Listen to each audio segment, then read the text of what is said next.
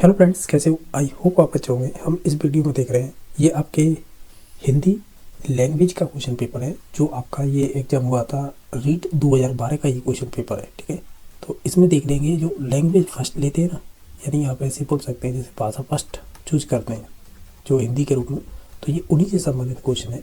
और देखते हैं इसमें जो 30 क्वेश्चन रहेंगे, जिनमें से आपके कह सकते हैं 15 क्वेश्चन ग्रामर से रहेंगे और 15 क्वेश्चन रहेंगे आपके टीचिंग मेथड से। इस प्रकार ये 30 क्वेश्चन होंगे, जिनमें से पहले आपको एक पैसेज दे रखा है जिसे गद्यांश बोल सकते हैं, जो 31 से लेकर 37 तक क्वेश्चन इसी गद्यांश के आधार पर आपको नीचे पूछे जाएंगे। ठीक है, तो आप एक बार इसे रीड कर लें और इसके बाद जो भी क्वेश्चन होंगे इसी से संबंधित होंगे। जैसे 31 नंबर क्वेश्चन पूछा था, प्रमुखापेक्षिता का अर्थ क्या है?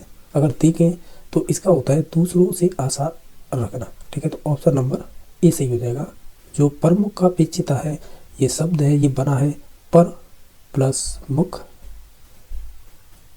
प्लस अपेक्षा, और अपेक्षा में कौन सा प्रत्यय जुड़ा है? इसमें जुड़ा है इत। इस प्रकार ये बना है प्रमुखापेक्षिता। ठीक है, तो इसका अर्थ हो गया था दूसरों से आशा करना, क्योंकि ये शब्द है ये आपके गद्यांश में दिया हुआ है, इस वजह से पूछा है। ठीक है, यानी गद्यांश से आधारित ही क्वेश्चन होते हैं ये। बाकी 32 नंबर क्वेश्चन इस प्रकार पूछा है, कौन सा शब्द है जो स्त्रीलिंग नहीं है? जैसे सेवा, भाषा, प्रयोग, हिंदी जैसे बात की जाए तो ये तो स्त्रीलिंग होता है। ठीक है, और आपकी भाषा भी कह सकते हैं स्त्रीलिंग हो जाएगी, हिंदी भी स्त्रीलिंग हो जाएगी। ठीक है, प्रयोग है ना, ये आपका स्त्रीलिंग नहीं होगा, तो इसका right answer C number option हो जाएगा। ठीक है, हमें यही पूछा ना कौन सा शब्द स्त्रीलिंग नहीं है, तो वो हो जाएगा सी नंबर ऑप्शन है, यानी प्रयोग है वो स्त्रीलिंग नहीं होगा। ठीक है, नेक्स्ट क्वेश्चन देख लेते हैं।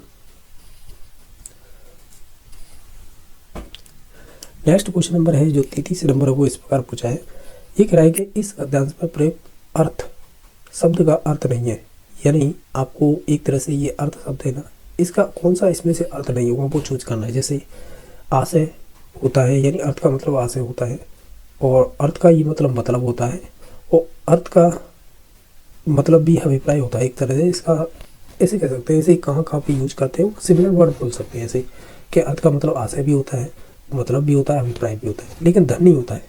ठीक है, तो ऑप्शन नंबर इसका सी सही हो जाएगा। नेक्स्ट क्वेश्चन नंबर 34 है, कौन शब्द एक वचन है? तो इनमें से देखें, देखो विचारों प्लूरल है यानी बहुवचन है, भाषाओं ये भी प्लूरल है यानी बहुवचन है, मनुष्य ये भी बहुवचन है, लेकिन अच्छे है ना ये आपका एक वचन हो जाएगा, तो ऑप्शन नंबर सी सही हो जाएगा। नेक्स्ट क्वेश्चन नंबर देख लेते हैं, ये कह रहा है कीमत का बहुवचन क्या होगा?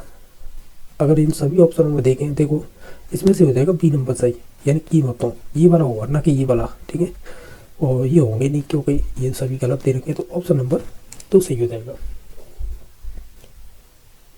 नेक्स्ट देख लेते हैं, ये कह रहा है कि माध्यम का बहुवचन क्या होगा? तो इनमें से देखें सभी ऑप्शनों को, तो 3 नंबर सही दिखाई है, माध्यमों, ये वाला सही हो जाएगा बहुवचन इसका। ठीक है, नेक्स्ट देख लेते हैं, ये कह रहा है अच्छे निधि का अर्थ क्या होता है? अच्छे निधि का अर्थ होता है, वैसे देखा जाए कभी खत्म न होने वाली संपत्ति ऐसे बोल सकते हैं, और ये आपके पैसेज में दे रखा था, ध्यान दिया हो तो। ठीक है, अब आपको नेक्स्ट पैसेज दिया गया है, यानी कि आपको गद्यांश जो 38 से लेकर 44 तक क्वेश्चन होंगे वो इसी पैसेज से आधारित होंगे, या इसी पर डिपेंड होंगे क्वेश्चन, सभी इसी से पूछे जाएंगे। ठीक है, तो जिनमें से पहला क्वेश्चन है 38 नंबर, ये पूछा है, क्या पूछा है इसमें कि निम्न में से तत्सम शब्द है, यानी तत्सम मतलब एक तरह से संस्कृत के ही शब्द होते हैं ये सभी, क्योंकि संस्कृत से ही हिंदी में आए डायरेक्टली। तो देखो हम इनमें से देखें तो शून्य एक तो दिखाई दे रहा है। ठीक है, यही राइट आंसर हो जाएगा हमारा। ठीक है, यानी शून्य है वो एक तत्सम शब्द है। बाकी ऑप्शनों की बात की जाए, जैसे जमीन, ये तो कह सकते हैं फारसी शब्द है। ठीक है, और मजबूत है ना, ये आपका एक तरह से अरबी शब्द हो जाएगा। ठीक है, और जो खुद दे रखा है तो खुद किससे संबंधित हो जाएगा, और ये भी आपका फारसी शब्द हो जाएगा खुद भी। ठीक है, तो यानी हमें ऑप्शन के आधार पर जाए कि हमें तत्सम शब्द पूछा था, वो तो राइट आंसर हो गया शून्य, लेकिन अन्य शब्द दे रखे थे, जमीन ये तो फारसी हो जाएगा, खुद भी फारसी हो जाएगा, मजबूत है ये अरबी हो जाएगा। इस प्रकार इसका right answer B number option हो गया था। नेक्स्ट है 39 नंबर क्वेश्चन, निम्न में से विदेशी शब्द कौन सा है? अगर आप देखें तो इनमें से हो जाएगा एक तो तालाब, ये भी आपका विदेशी शब्द है, और एक खुद, तो हम ये कहेंगे इसमें सी और डी दोनों ऑप्शन राइट आंसर हो जाएंगे। ठीक है, और बाकी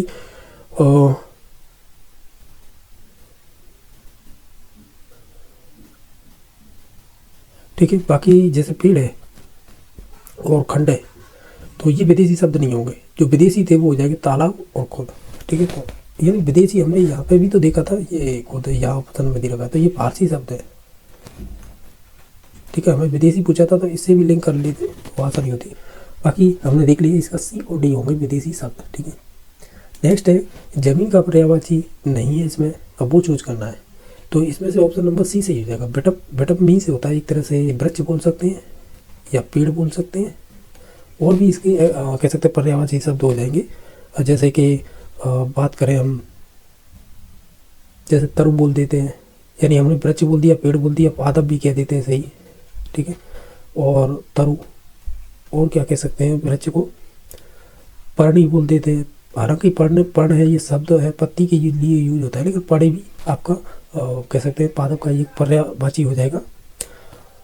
और क्या हो जाएगा, एक गाछ होता है, गाछ। ठीक है, तो इस प्रकार ये सभी क्या थे, पर्यायवाची थे वृक्ष के। बाकी जो पृथ्वी अलग थी, धरती और धरणी, ये तीनों अलग चीज़ें हैं, यानी ये तीनों ही अपने आप में पर्यायवाची हैं तीनों। ठीक है, हमारा अलग पूछा था इनमें से, तो वो हो जाएगा सी नंबर ऑप्शन, यानी जमीन का पर्यायवाची नहीं है, ऐसे पूछा था। और बाकी जैसे पृथ्वी, धरती और धरणी ये जमीन के हो जाएंगे, ऐसे बोल सकते हैं। ठीक है, बाकी नेक्स्ट देख लेते हैं जीवित का विलोम क्या होगा, तो इसका हो जाएगा मृत्यु। और बात करें जैसे आजीवन, तो ये तो होता ही नहीं शब्द आजीवित। हाँ, वो ये अजीवित का मतलब एक तरह से निर्जीव है ये। ठीक है, तो इसका पर्यायवाची हो जाएगा सजीव। ठीक है, और बाकी एक अस्थिर दे रखा है, अस्थिर का पर्यायवाची क्या होगा, स्थिर हो जाएगा। ठीक है, तो हमने देख लिया है, जीवित का पूछा था तो मृत्यु हो गया था। और बाकी जैसे अजीवित है, अजीवित मतलब निर्जीव, तो निर्जीव का हो जाएगा सजीव, और अस्थिर का हो जाएगा स्थिर। तो इस प्रकार हमने राइट आंसर देख लिया था, 4 नंबर ऑप्शन हो जाएगा। क्वेश्चन नंबर नेक्स्ट है, कौन से शब्द में प्रत्यय नहीं है। अगर देखें प्रत्यय पीछे रखते हैं शब्द के, ठीक है, तो इनमें से देख लीजिएगा। जैसे हम बात करें और जैसे लोगों में तो ओ है, इसमें भी ओ है, इसमें भी ओ है, लेकिन इसमें नहीं है। ये आपका एक तरह से मूल शब्द है पीढ़ी। ठीक है, तो ऑप्शन नंबर डी सही हो जाएगा। नेक्स्ट देख लेते हैं, एक है बिल और जुल समास का विग्रह क्या होगा। बिल और जुल होगा, क्योंकि इसमें द्वंद्व समास होता है। हालांकि इसमें एक डैश लगी आती है जिसे योजक चिन्ह बोलते हैं, तो ये भी पहचान होती है। द्वंद्व समास में दोनों पद प्रधान होते हैं। ठीक है, तो ऑप्शन नंबर इसका बी से मिल जाएगा। क्वेश्चन नंबर है आपका 44, इसमें पूछा है इनमें से अव्यय बताइए। तो अव्यय भी होते हैं जो लिंग, ठीक है, कारक, वचन, ठीक है, इनसे क्या प्रभावित नहीं होती है, वो सेम ही बने रहते हैं। ठीक है, तो इनमें से कौन सा हो सकता है, देखो समय तो होगा नहीं, खंड भी नहीं होगा, न व्यवस्था होगा, तो एक हो जाएगा, एक अपने आप में एक अव्यय होगा। ठीक है, तो ऑप्शन नंबर सी सही हो जाएगा।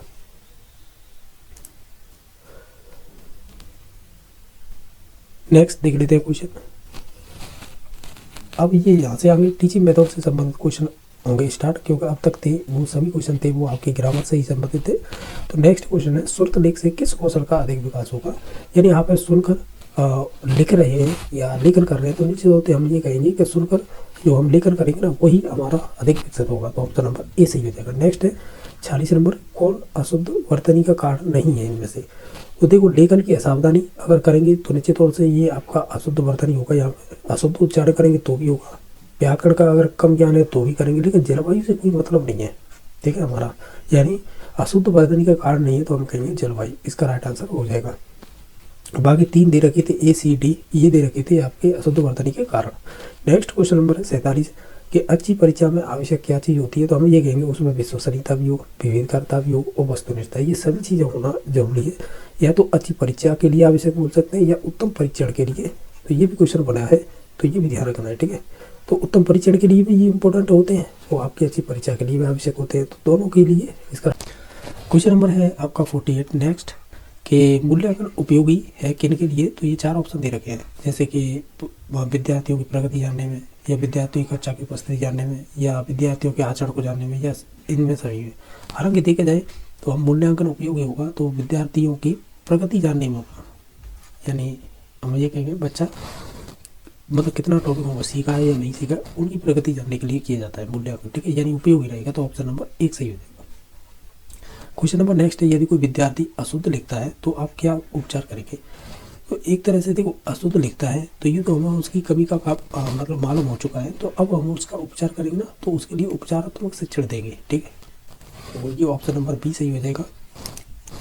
अगर हम ये पूछते हैं कि किसी की कमी या कारणों को जानना हो तो तब हम निदानात्मक परीक्षण करेंगे, और जब अब हमें कमी या कारण पता पड़ गया है यानी मालूम हो चुका है तो अब उसका उपचार करेंगे, तब इनका उपयोग किया जाता है उपचारात्मक शिक्षण का। यानी अशुद्ध लिखता है ये हमें जान चुके हैं, अगर उपचार के रूप में देखें तो उपचारात्मक परीक्षण बोले या शिक्षण बोले वो करवाएंगे, ठीक है। तो ऑप्शन नंबर बी सही हो जाएगा, क्योंकि यहाँ पर शिक्षण भी आता है, कभी कभी यहाँ पर परीक्षण भी पूछ लेता है।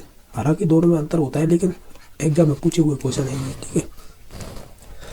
नेक्स्ट क्वेश्चन नंबर 50 है कि मेरा मित्र राकेश बहुत अच्छा चित्रकार है, इस वाक्य में विधेय क्या होगा। हालांकि देखा जाए विधेय का मतलब एक तरह से क्रिया होती है, ठीक है।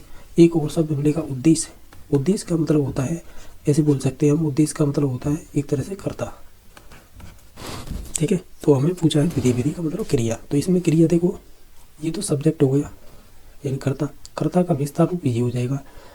अब देखो है तो हेल्पिंग वर्ब है, लेकिन हम इनमें ऑप्शन पे जाएंगे, जैसे मेरा मित्र तो होगा नहीं, चित्रकार भी नहीं होगा, बहुत अच्छा चित्रकार ये हो सकता है क्योंकि इसमें है आ गई, यानी है आ गई है इस वजह से। बाकी बहुत अच्छा तो विशेषता है एक तरह से, ये नहीं होगा, तो ऑप्शन नंबर सी पे ही जाएंगे हम, ठीक है। नेक्स्ट है कि शर्मा कर जाती है वाक्य कैसा है। तो हम जानते हैं जिसमें एक उद्देश्य एक विधि हो, यानी कर्ता और क्रिया हो, तो निश्चित तौर से वो सरल वाक्य होगा, ठीक है। तो वह कर जाती सिंपली सेंटेंस हो जाएगा, तो ऑप्शन नंबर ए सही हो जाएगा। और सरल वाक्य है ये रचना के आधार पर 3 प्रकार के होते हैं, जैसे सरल वाक्य, दूसरा आता है संयुक्त वाक्य, तीसरा आता है मिश्र वाक्य, ठीक है। बाकी बात करें जैसे निषेधात्मक वाक्य, चार्थक, आज्ञार्थक, ये आपके अर्थ के आधार पर 8 प्रकार होते हैं वाक्यों के, ठीक है। तो ये उनमें से 3 प्रकार दे रखे हैं, ठीक है। तो ये भी ध्यान रखना, इनसे भी क्वेश्चन बन जाते हैं। नेक्स्ट क्वेश्चन नंबर है आपका 52 कि लंका का राजा रावण बहुत विद्वान था, इस वाक्य में रेखांकित अंश क्या है।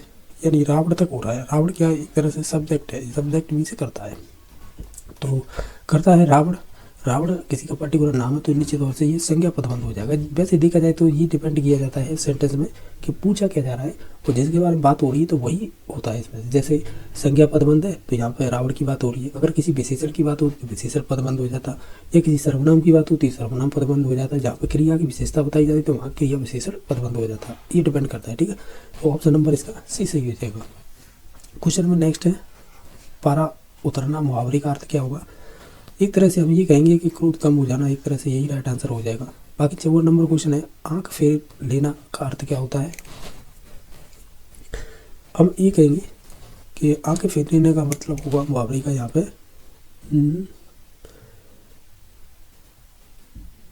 ऐसे बोल सकते हैं कि उदासीन हो जाना एक तरह से, ठीक है। ऑप्शन नंबर सी सही हो जाएगा। नेक्स्ट है कि कोयले की दलाली में हाथकारी का अर्थ क्या होता है। तो हम ये कहेंगे कोयले की दलाली में हाथकारी का अर्थ होगा और कि खराब काम का परिणाम भी खराब ही होता है, तो ऑप्शन नंबर डी सही हो जाएगा। नेक्स्ट क्वेश्चन नंबर 56 है कि भाषा है, तो हम कहेंगे ये कि आपकी अर्जित संपत्ति होती है, क्योंकि हम दूसरों के कह सकते हैं, हम ये कह सकते हैं अर्जित संपत्ति होती है, ठीक है। तो ऑप्शन नंबर ए की सही हो जाएगा। बाकी ईश्वर प्रदत्त तो होती नहीं है, उत्तराधिकारी में प्राप्ति संपत्ति ये भी नहीं होगी, ना सहजता योग्यता होगी, तो ऑप्शन नंबर पर 1 पे जाएंगे, ये अर्जित संपत्ति होती है। बाकी हम ऐसे भी बोल सकते हैं जो हमारी भाषा होती है ना, यानी ये बहुत साधन होता है जिसके द्वारा हम विचारों को या तो हम व्यक्त कर सकते हैं या दूसरों के विचारों को हम अर्जित कर सकते हैं, ठीक है।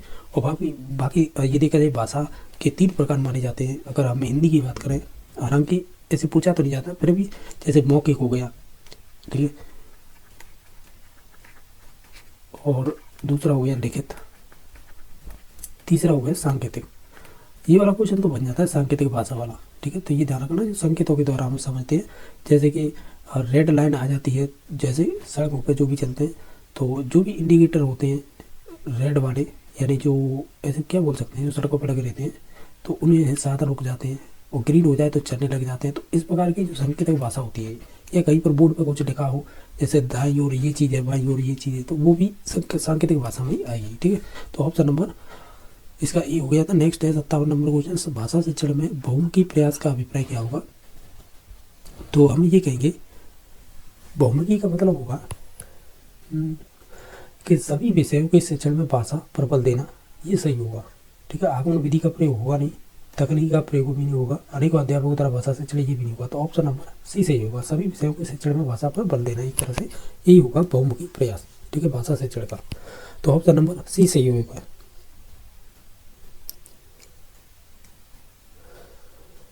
यानी भाषा पर बल देने का मतलब यहाँ पे ये है, भाषा शिक्षण में सभी विषयों को, जिसमें आपकी जैसे कि हम बात करें तो भाषाई जो कुशलता होती है ना, उसे समझ 4 कौशल चलते हैं। LSR आप जानते होंगे,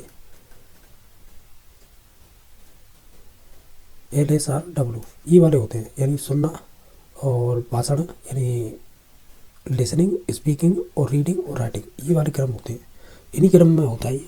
तो इस वजह से हम ये कहेंगे कि चाहे वो श्रवण हो, वाचन हो, पठन हो और लेखन हो, ये भाषा के आधार पर ही कौशल होते हैं, जैसे सुनना, बोलना, पढ़ना और लिखना। ठीक है, तो ऑप्शन नंबर सी सही हो जाएगा। नेक्स्ट है अनुकरण विधि रचना के लिए उपयुक्त होगी। तो ओवरऑल देखें तो हम अगर इन सभी ऑप्शनों को, तो प्रारंभिक स्तर पर उपयोगी होगी, यानी जो प्राइमरी लेवल पर, तो ऑप्शन नंबर सी सही हो जाएगा। क्वेश्चन नंबर नेक्स्ट है विद्यार्थियों में भाषा के प्रति रुचि के विकास में किस प्रणाली की भूमिका सबसे अधिक होगी। ये कह रहा है भाषा के प्रति रुचि की। हालांकि इसमें से देखो साक्षात्कार देखा जाए तो उससे अच्छा तो आपका अवलोकन सही होगा। ठीक है, तो ऑप्शन नंबर डी सही हो जाएगा।